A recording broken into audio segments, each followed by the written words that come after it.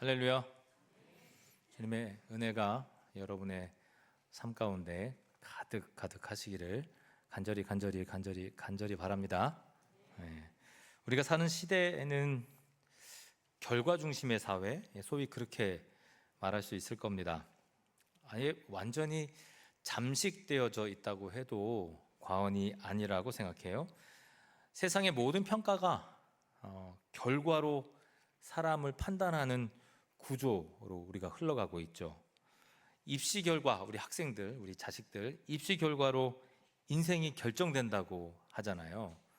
어떤 학교를 가냐, 어떤 학과를 가냐, 누구와 함께 다니냐, 이런 것들이 그의 인생을 좌지우지한다고들 이야기해요. 아이들이 그렇게 학습받고 있어요. 직장 다니는 분들, 여기 많은 분들이 직장 다니고 있을 텐데 난 자영업이야 괜찮아 이러실 수도 있겠지만 자영업은 안 힘들까요? 다 마찬가지죠. 직장 다니는 분들도 무엇으로 운명이 갈립니까? 성과로 그 운명이 갈려요. 심지어 소셜 미디어, 그 컴퓨터, 인터넷 이렇게 보면 누군가가 나를 좋아요 해주는 그 좋아요 숫자, 이것으로 자기 스스로의 정체성을 판단하는 사람들도 있어요. 사람의 가치가 그것으로, 그 잣대로 평가받는 거죠. 요즘에 소위 인플루언서라는 분들이 있잖아요. 이런 분들은 유명 연예인도 아닌데 정말 유명해요. 이유는 단 한 가지예요. 사람들이 그의 채널에 많은 구독의 표시를 보이고 썸업, 그야말로 좋아요 이것들을 누르기 때문에 많은 사람에게 영향을 줄 수 있다고도 생각해요. 그러니까 이분들을 소위 인플루언서라고 하면서 때로는 좋은 행사 같은데 이분들을 초대해서 그 행사를 알리는 도구로도 요즘에 사용하더라고요. 에이펙 그 회의가 우리나라 경주에서 있었잖아요. 그 경주에 초청한 분들 중에 거의 정상급들만 초청한 게 아니라 이런 소위 세계의 유명한 인플루언서들을 불러가지고 이 행사를 알리는데 활용했다고 하니까 사람의 가치, 정말 좋아요 개수와 구독하는 사람들의 숫자만으로도 그 사람의 가치는 훨씬 좋게 평가받고 또 나름 가치 있게 생각하는 그런 시대에 우리가 분명히 살아가고 있다고 생각합니다. 근데 그 결과 좋은 건 되게 좋은 것들도 있겠지만 그 결과 사람들은 더 이상 과정을 그렇게 중요하게 생각하지는 않는 것 같아. 그 올라간 그 환경만 바라보지 어떻게 몇 년을 거쳐서 정말 힘들게 그 자리까지 갔느냐, 여기는 잘 신경 쓰지 않는다는 거예요. 얼마나 빨리, 얼마나 화려하게, 그리고 얼마나 눈에 띄게 결과를 내는가, 여기에만 평가가 집중되어져 있는 거죠. 문제는 이런 결과 중심의 시각이 우리 교회와는 안 어울려요. 이게 안 어울려. 근데 이 교회 안에 그러한 결과 중심의 생각들이 잠식되어져 가고 있다 이 말이에요. 교회가 빠져들고 있어요. 예배, 이건 사실 헌신하는 거잖아요. 우리의 모든 것을 주님께 드린다, 남김없이 드린다 하는 것이 바로 예배이거든요. 근데 우리 마음속으로 어떤 생각을 갖고 이 자리에 오셨어요? 은혜가 되느냐 안 되느냐, 오늘 나의 마음에 드느냐 안 드느냐. 혹시 오늘 처음 오신 분들 계시면 그런 마음으로 오신 건 아니죠? 목사님의 설교가 나에게 마음에 드느냐 안 드느냐. 예배는 헌신이잖아요. 우리의 신앙 있음을, 그리고 우리가 죄로 인해 죽을 수밖에 없음에도 불구하고 구원 받았음에 감사함으로 우리의 삶을 온전히 드리는 것, 이게 바로 사실 신앙이고 또 예배이잖아요. 근데 우리는 그 예배를 통해서 무엇인가 자꾸 얻으려고 한단 말이에요. 성공의 도구로 사용하려고 그래요. 기도하면 응답 있겠지, 헌금하면 복 받겠지, 교회가 부흥해야 하나님의 축복이 더 크겠지, 그러니까 작은 교회보다 조금 큰 교회, 성장하는 교회가 나에게 훨씬 유익이 되겠지, 이렇게 생각한다는 말이에요. 그러니까 이런 생각이 그냥 겉에서만 도는 게 아니라 이게 마음 깊은 곳에 깔려 있기 때문에 우리의 전 신앙생활 전체가 하나님만을 바라보는 그러한 온전한 신앙인의 모습이라기보다 삶에서의 나의 유익이 무엇이 있을까를 고민하며 마치 하나님과 거래하듯이 신앙생활을 하고 있다는 것이죠. 그러니까 여러분, 우리의 마음에 잔잔한 기쁨, 잔잔한 감동, 이런 것들이 쉽게 우리의 마음에 자리할 수가 없는 이유도 바로 거기에 있는 거예요.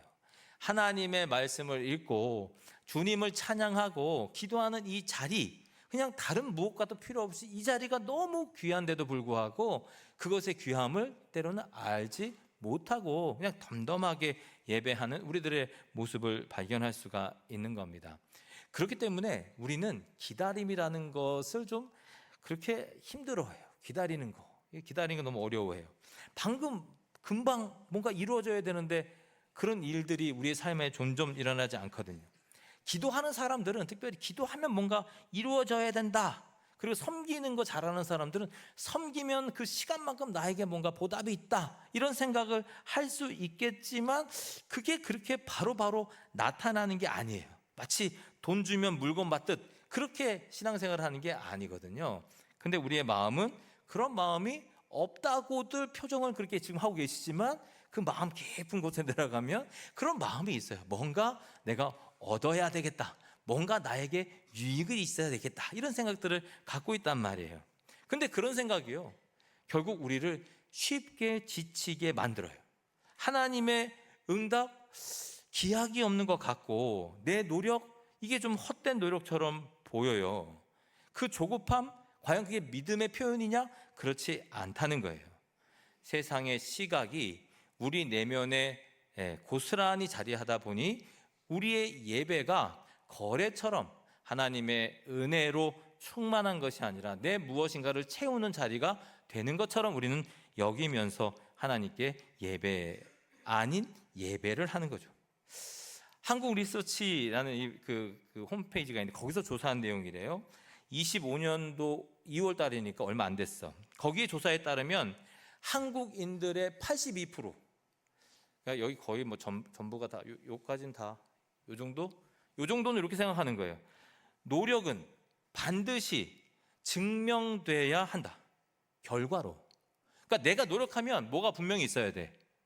결과. 뭐가 있어야 된다고요? 결과. 그렇죠. 그렇게 생각하시죠? 노력했는데 결과가 없으면 그 일을 계속 할 수 있어요? 없어요? 없다고 생각하잖아요. 우리는 결과가 있어야 된다고 그렇게 생각해요. 그러니까 과정 그 자체에 의미를 두는 것보다 무엇에 더 의미를 두는 거예요? 그 결과, 뭔가 얻는 거, 노력한 만큼 얻는 거, 여기에 더 집중하며 살아간다는 말. 지금 이 시대가 그렇다는 거예요. 그런데 이런 결과도 있어요. 24년도 결과인데 하버드 비즈니스 리뷰에 시킨 심리학 연구 결과를 보면 즉각적인 보상을 추구하는 사람일수록 인생 만족도가 현저히 낮아진다. 바로 뭔가 얻으려고 하는 사람들, 그 목적 지향점으로 붙잡고 사는 사람들은 그 만족도, 삶의 만족도가 현저하게 낮아진다. 그 결과 삶의 중심은 늘 불안해진다는 거예요. 즉 우리가 살고 있는 이 한국 사회, 이 두 가지의 조사만 봐도 어떻다고 우리가 생각할 수 있어요? 삶의 만족도가 현저하게 떨어지는 거야. 뭔가 우리는 결과를 바라는데 그 결과가 더디옴을 통해서 만족도가 떨어진다. 그 말은 결국 오늘의 성공이 내일의 실패로 뒤바뀔 수 있다는 현실 때문에 불완전하게 염려하며 우리는 살아가고 있다. 그러한 마음, 그러한 생각이 이 시대, 이 사회를 뒤덮고 있다는 거예요. 그럼 여러분, 당연히 우리가 세상에 살아가며 똑같은 불안과 염려를 겪고 있기 때문에 교회에 들어와서도 이런 불안감, 신앙생활에도 분명히 영향을 미치는 거예요. 그래서 우리가 기도할 때조차 하나님께 결과를 요구하는 방식으로 그렇게 기도하잖아요. 뭐 하나님 이렇게 좀 되게 해주세요, 이런 기도 많이 하시죠? 하나님 이 결과를 좀 좋게 만들어 주세요, 이런 기도 많이 하시죠? 아까 우리 잠시 기도할 때 그 얘기 나왔는데 수능이 곧 앞으로 다가왔다잖아요. 수능 앞둔 그 가정 있으실까요? 뭐 혹시 아는 분들 중에 그런 분들도 계실 수 있고, 친척 중에 우리 아이 공부하고 또 입시 준비하는 아이가 있을 텐데, 그럼 어떤 기도할까요? 떨어지거나 말거나 하나님 뜻대로 하세요, 이렇게 기도할까요? 아니면 요번에는 되게 해주세요 기도할까요? 어떻게 기도할까요? 보통 후자잖아요. 보통은 다 그렇게, 어느 누구도 다 마찬가지. 이 아이가 이번에 꼭 합격하게 해주세요. 원하는 거 꼭 이룰 수 있게 해주세요. 요 문제만 잘 해결하면 아이가 신앙적으로 잘 한답니다. 교회 잘 나간답니다. 이 기도예요, 거래예요? 기도 뭐 3만 원어치만 해주세요. 이거 조금 더 주세요. 이런 느낌이에요. 그러니까 우리가 살아가는 세상의 그 마음들, 그 환경, 그 분위기가 고스란히 우리의 내면 가운데 있는지라, 예배하고 있는, 예배 현장 속에 있는 성도들, 이 교회 안에서도 이러한 하나님을 신뢰하는 척하면서 무엇인가 얻어내려고 하는 검은 마음들이 우리 안에도 있다는 거예요. 근데 그거 하나님이 아실까요? 모르실까요? 기가 막히지. 하나님은 기가 막히지 뭐냐. 그걸 다 알아. 성경에도요, 그래서 그런 기도를요, 믿음 없는 기도다, 그렇게 얘기해요. 믿음 없는 기도다. 여러분, 믿음은요, 어떤 결과를 도출하는 능력이 믿음이 아니에요. 결과가 없어도 흔들리지 않는 확신, 그게 바로 믿음이에요. 믿음. 여러분들 믿음 있으시죠? 믿음 있으시죠? 여러분, 이 자리까지 오시기 위해서 그 믿음이 바탕이 된 거 여러분 아십니까? 여러분 차 타고도 오셨고, 여러분 직접 운전하시기도 했고, 누가 운전하는 차를 타고 오시기도 했고, 전철도 타고 오셨고, 길도 막 건너 오셨고, 빨간불인데도 혹시 급해서 빨리 건너 오신 분도 계실 거고, 믿음이 있으니까 그런 거 아니에요. 이 차가 사고 나지 않으리라 하는 믿음, 내가 빨간불에 건너도 저 차들이 날 위해서 서주겠지 하는 그 믿음 있네. 여기 다 믿음의 사람들이 많네. 근데 여러분, 하나님께서 말씀하시는 믿음이 그런 믿음일까요? 아니에요. 그런 믿음. 그런 믿음은요, 믿음 없음이라고 얘기하는 거예요. 뭔가 여기 도착하기 위한 결과만을 추구하는 것이지, 그 과정은 아무런 문제가 없다라고 생각하는 거죠. 근데 사실 히브리서에 나와 있는 11장, 믿음장이라고 하는데, 이 믿음이 있다고 표현하는 모든 사람들은 그 결과, 약속의 결과를 보지 못하고 죽은 사람들이 대부분이다. 우리는 그렇게 성경에서 찾아볼 수 있거든요. 히브리서 11장 13절 말씀에 이런 말씀이 있어요. 이거 같이 한번 읽어볼까요? 시작. 이 사람들은 다 믿음을 따라 죽었으며 약속을 받지 못하였을 때 그것들을 멀리서 보고 환영하며 또 땅에서는 외국인과 나그네임을 증언하였으니. 아멘. 이 사람들은 다 뭘 따라 죽었다고요?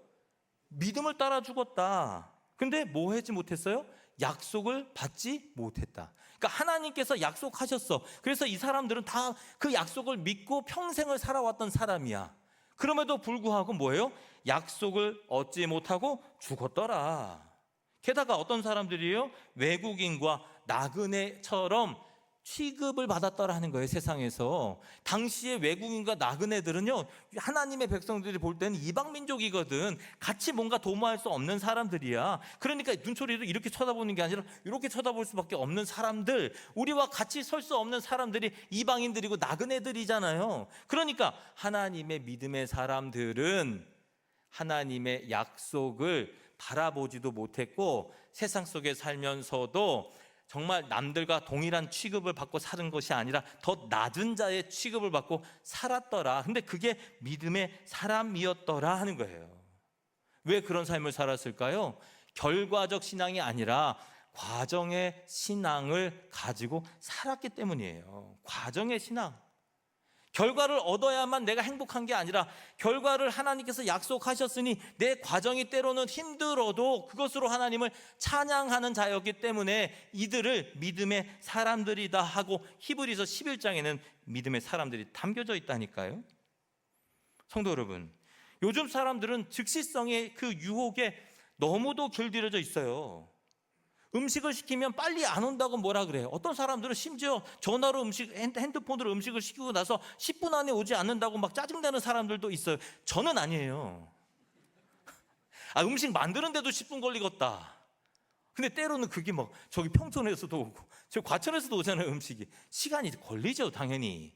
근데 그것조차도 내 배고픔 때문에 참지를 못해요. 자기는 잘 참는다고 하지만 옆에 사람들은 알거든, 잘 못 참는 거. 그렇게 우리는 급하게 뭔가 빠른 결론을 도출해 달라고 하는 그런 마음들이 우리의 마음에 있다는 거예요. 그런 유혹이 분명히 우리 안에 있죠. 뭐 카톡 하나 보내도 그런 거 있잖아요. 빨리 일자가 없어져야지. 왜 안 보냐, 왜 안 보냐, 왜 안 보냐. 5분 안에 안 보면 안 되는 것처럼. 그 사람은 씻을 수도 있고 밥 먹을 수도 있고 여러 가지 자기 일 때문에 못 볼 수도 있는데, 항상 우리가 뭔가 하면 콜백이 빨리 와야 된다고 우리는 생각하고 살아간다니까요. 결과가 늦으면 꼭 실패처럼 생각하고 살아가요. 이게 바로 세상의 공식이에요. 근데 그 세상의 공식이 우리의 마음에 자리하고 있다는 거. 그래서 우리의 신앙을 조급하게 만든다는 거예요. 그러나 하나님은요, 그 시간의 지연, 그 기다림, 이거를 또 이용하시네요. 무엇으로 이용하실까요? 믿음이 자라게 하시는 도구로 이용하신다는 말이에요. 기다리고 또 기다리는 가운데 우리의 믿음이 더욱더 굳게 되어지고 더 깊게 되어지는 그러한 도구로 우리에게 기다림을 통해서 하나님의 그 역사를 바라보게 하신다는 사실, 이 사실을 결코 잊어서는 안 될 것입니다. 하나님께서는 우리의 기도를 즉시 응답하지 않는 것으로 우리의 믿음을 단련하십니다. 왜냐하면 결과보다 더 중요한 것은 그 과정을 통해 하나님과 깊이 연결되는 경험이기 때문이에요. 고통이 있고 어려움이 있을 때 기도하고 간구함을 통해서 하나님과의 관계가 맺어지는 것, 이것을 더 가치 있게 여기시기 때문에 하나님은 우리에게 때로는 쉬운 결말이라 할지라도 돌려서 더 긴 시간을 기다리게 만드신다. 결과 중심의 세상은 빨리빨리 얻는 법을 가르치지만 하나님은 끝까지 기다리고 견디는 법을 우리에게 가르치세요. 그 견딤 속에 영적 성장이 있기 때문입니다. 또한 그 기다림 속에 반드시 결과에 상관없이 은혜가 있기 때문이에요. 은혜가 있기 때문에 끊임없이 우리에게 기다림을 요구하고 계신다. 결국 진정한 신앙은 결과의 신앙이 아니에요. 관계의 신앙이에요. 결과의 신앙이 아니라 무슨 신앙이라고요? 관계의 신앙. 결과로 하나님을 증명하려고 하지 말고 관계 속에서 하나님을 신뢰하는 법을 배우라고 하나님께서 우리에게 기다림을 허락해 주신다. 성도 여러분, 하나님은 당신께서 하신 그 약속을 단 한 번도 어기신 적이 없는 분이세요. 믿으십니까? 하나님은요, 저와 여러분하고 맺은 그 언약, 그 약속을 단 한 번도 어긴 적이 없으세요. 다만 시간은 우리와 차이는 있어. 하지만 분명히 그 일을 이루시는 분이 바로 우리 하나님이신 거죠. 다만 우리가 기다리지 못해서 불안해할 뿐이에요. 여러분, 하나님 나라에는요, 쓰레기통이 없대요. 이게 무슨 말이야? 하나님 나라에 쓰레기통이 그럼 왜 있어? 쓰레기통이 없대요. 배설물이 없대요. 버릴 게 없다는 거예요. 여러분들의 인생, 여러분들의 삶, 여러분들의 모든 과정 어느 하나도 버릴 부분이 없다는 거예요. 믿음으로 살아가는 인생들은 그 어느 한 부분도 하나님은 다 소급하셔서 사용하신다. 그러니까 사도 바울은 로마서 8장 28절에 여러분들 너무나 잘 아는 구절이잖아요. 같이 한번 읽어볼까요? 이 말씀 시작. 모든 것이 합력하여 선을 이루는. 모든 것이 합력하여 뭐를 이루어요? 선을 이루느니라. 저는 이 고백만 들어보면 사도 바울 진짜 힘들게 살았나 보다 그 생각이 들어. 아이고, 그래, 이런 일도 있고, 와, 이런 일도 있고, 저런 일도 있고, 야, 인생 진짜 고되다, 힘들다. 그러나 하나님 믿는 그 믿음으로 바라보면 모든 것이 합력하여 선을 이루는구나. 중간중간 하나님의 역사가 나타나는구나. 저는 이게 믿음의 고백이라고 생각해요. 당장은 알 수 없어도 이 말씀을 믿는 사람, 그 말씀을 믿는 사람이 진짜 신앙인이에요. 여러분 꼭 기억하시기를 바랍니다. 성도 여러분, 사도 바울은 오늘 본문에서도 이렇게 얘기해요. 갈라디아서 6장 9절 말씀인데 이렇게 말씀해요. 우리가 선을 행하되 낙심하지 말지니 포기하지 아니하면 때가 이름에 거두리라. 다시 한번 읽어볼까요? 같이 한번 읽어볼까요? 시작. 우리가 선을 행하되 낙심하지 말지니 포기하지 아니하면 때가 이름에 거두리라. 아멘. 여러분, 이 말씀은 그냥 단순한 위로의 말이 아니에요. 하나님의 시간표를 인정해라. 하나님의 스케줄을 인정해라. 이 말이 믿음에 대한 선언이에요. 선언. 여기서 선, 아까 연합하여 선을 이룬다, 합력하여 선을 이룬다. 바울은 그렇게 말하고, 오늘 말씀에도 우리가 선을 향하여 행하되 낙심하지 말아라 하는 것처럼, 그럼 과연 선을 행한다는 게 어떤 거냐? 이게 헬라어 원문으로 바라보면 칼론 포이온테스라는 말인데, 이 말은 선과 행하다가 합된 말이에요. 합일된 말씀. 그러니까 선을 행하다, 이 말은요, 그냥 도덕적인 선, 도덕적인 나름의 좋은 행동, 이 얘기를 얘기하는 게 아니에요. 하나님의 뜻에 순종하는 삶. 성경에서 말하는 선은 선행이 아니에요. 하나님의 뜻을 순종하는 삶, 이것이 바로 선을 행한다 하는 의미예요. 하나님이 명하신 것을 꾸준히 행하는 삶, 결과에 상관없이 비록 더디더라도 신실하게, 성실하게 살아가는 것, 그게 바로 선을 행하는 삶이다라고 우리는 이 말씀을 볼 수 있는 거죠. 그리고 그 다음에 바울은 뭐라고 말합니까? 낙심하지 말아라. 하나님의 일을, 그 선을 이루기 위해서 노력하다가 뭐 하지 말라는 거예요? 낙심하지 말아라. 이 말은요, 에카케오라는 말인데, 심장이 풀리다? 그러니까 여러분 뭐 할 때 마음을 꽉 조이고 하잖아요. 근데 그게 확 풀어지는 거예요. 그러니까 여러분 믿음의 길을 가다 보면 힘이 풀리고 마음이 풀리고, 그리고 내 마음에 조급할 때가 있다는 거예요. 하나님을 할 때면 세상과는 역류하는 길이라, 그 삶이 너무 고된 삶이라고 지금 사도 바울은 말하고 있는 거예요. 그러니까 그 과정에서라도 포기하지 말아라. 그런 순간에서라도 선을 이루시겠다는 하나님의 뜻을 되새겨라. 왜냐? 때가 이르면 하나님은 반드시 당신의 일을 이루기 때문이다. 할렐루야. 때가 이르면 하나님은 당신의 일을 분명히 행하니 낙심하지 말고 끊임없이 지속적으로 선을 행하라. 하나님 말씀에 순종하며 살아가라. 여러분의 자리를 하나님 나라로 만들어 가라. 여러분의 삶의 터전을 주님의 나라로 만들어 가라. 여러분의 모든 거하는 그곳을 기도의 터전, 예배의 터전으로 만들어 가라. 낙심하지 말아라. 포기하지 말아라. 때가 이르면 반드시 하나님께서 거두게 하신다. 여러분, 이 때가 뭡니까? 소위 카이로스라 그러잖아요. 영적인 시간이에요. 단순한 우리가 보는 시각과는 차이가 많아요. 내 계획과는 상관없는 하나님이 정하신 구속의 시점, 즉 그 결과 인간은 인간의 시간이 아니라 하나님의 시간에서 그 결과가 주어진다. 내가 원하는 때가 아니라 5분 뒤, 10분 뒤, 15분 뒤가 아니라 하나님이 정하신 그때에 우리의 필요를 주님께서는 채우신다. 이 하나님의 때를 바라보는 시각이 저와 여러분에게는 분명히 있어야 합니다. 여러분, 겨울을 준비하는 다람쥐의 이야기를 들어보신 적이 있으십니까? 여러분, 다람쥐 혹시 요즘에 어디서 보신 적이 있으세요? 이 걔네들은요, 겨울을 준비하기 위해서 뭘 입속에 가득 채우냐? 도토리를 가득 채워요. 도토리.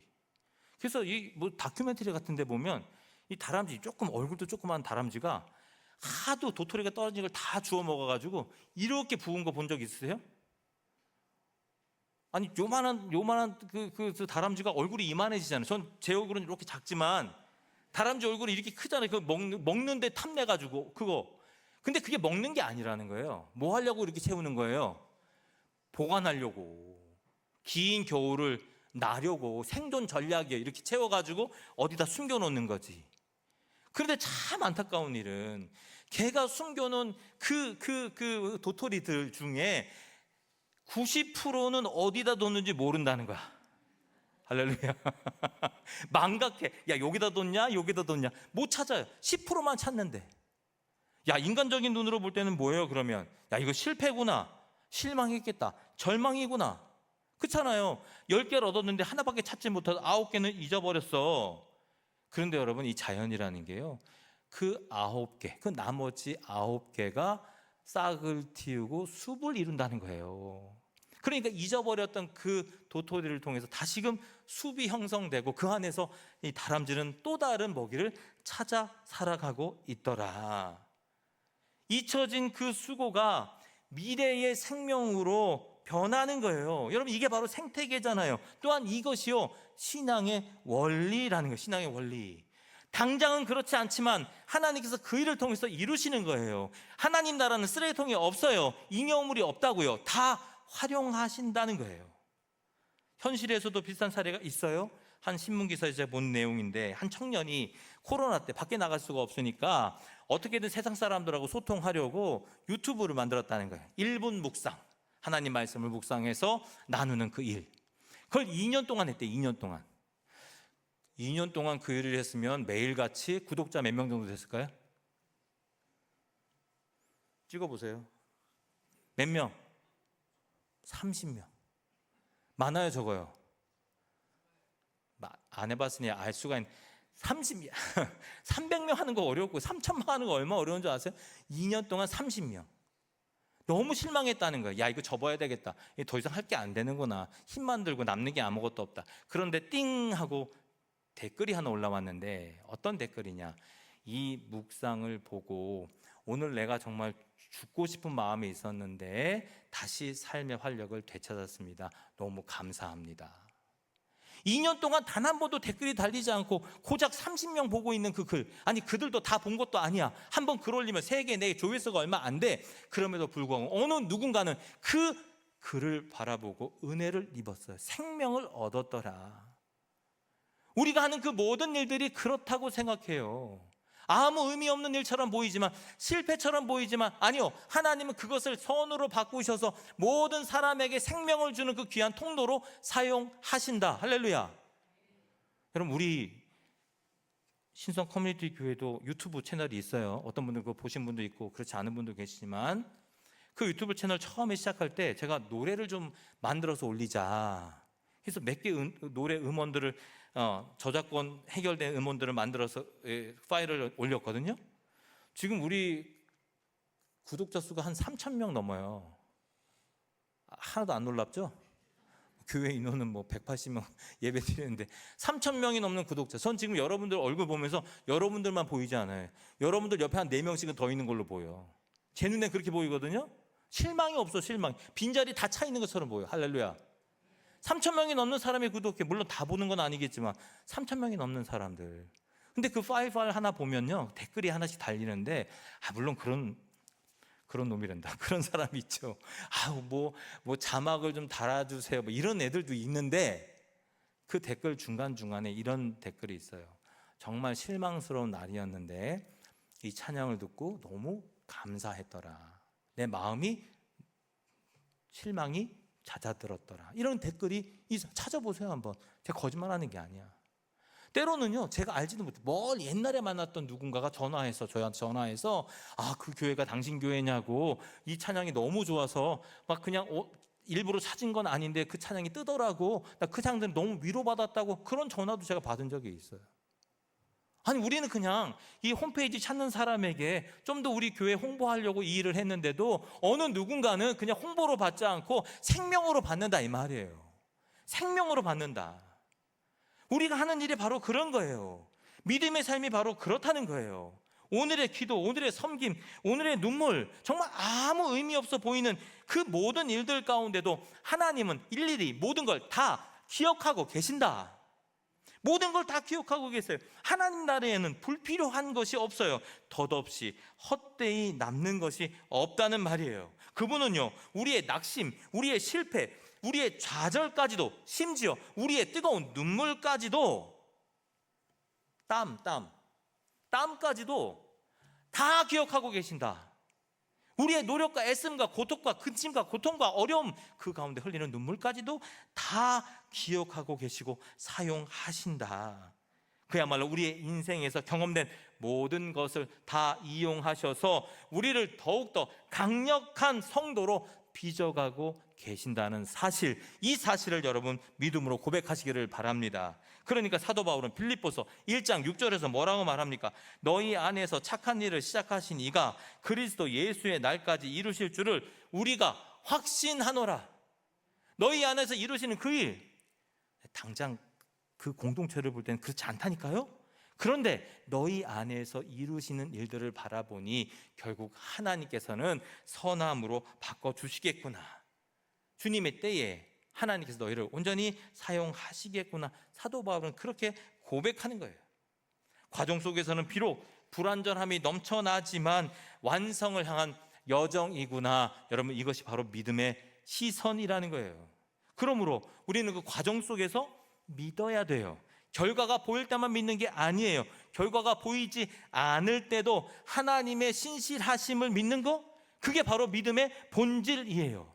결과주의 신앙, 이 세속적 신앙은 내가 얻는 복에 중심을 둬요. 하지만 과정의 신앙, 하나님이 원하시는 그 신앙의 삶은 주님과 바른 관계를 맺게 만들어 준단 말이에요. 하나님의 사람은 즉시의 성과보다 하나님의 때를 바라보고 있다. 그때가 이르면 하나님은 반드시 거두게 해주신다. 그 확신 가운데 그 모진 삶을 살아낸다는 거예요. 하나님을 믿고 그분께 모든 것을 맡기며 넉넉히 그분의 때를 기다리는 삶, 그게 바로 진정한 신앙인의 모습인 거예요. 예수님의 생애를 보세요. 그분의 사역은요, 그의 인생은 세상적으로 보면 그냥 실패자. 태어날 때부터 실패. 잘못 태어났어. 제자들에게조차도 배신당했어. 겨우 십자가에서 가장 극악한 형벌로 죽임을 당하셨어요. 그 어떤 결과도 세상이 볼 때는 성공으로 볼리 만무해요. 실패자의 삶이에요. 우리는 지금 그분을 따라가고 있잖아요. 왜요? 그분의 그 삶의 결과는 십자가에서 끝난 게 아니에요. 부활의 감격으로 이루어졌기 때문에 지금 그 부활의 능력, 그 생명의 능력을 지금도 우리가 경험하고 살아가는 거잖아요. 하나님의 십자가의 죽음, 이건 과정에 불과한 일이었어요. 영원한 하나님 나라를 보여주시고자 하는 과정, 그 과정을 통해서 부활의 문이 열리고 죽음에서 생명으로, 절망이 소망으로 바뀌었다는 거예요. 지금 이 시대를 살아가는 우리들에게도 하나님은 부활의 하나님으로, 생명의 하나님으로, 기쁨과 은혜의 하나님으로, 우리에게 평안을 주시는 하나님으로 자리매김하였다는 거예요. 그게 과정 속에서 나타난 하나님의 은혜의 열매, 바로 이 자리에 앉아 계신 여러분이 그 한 사람 한 사람입니다.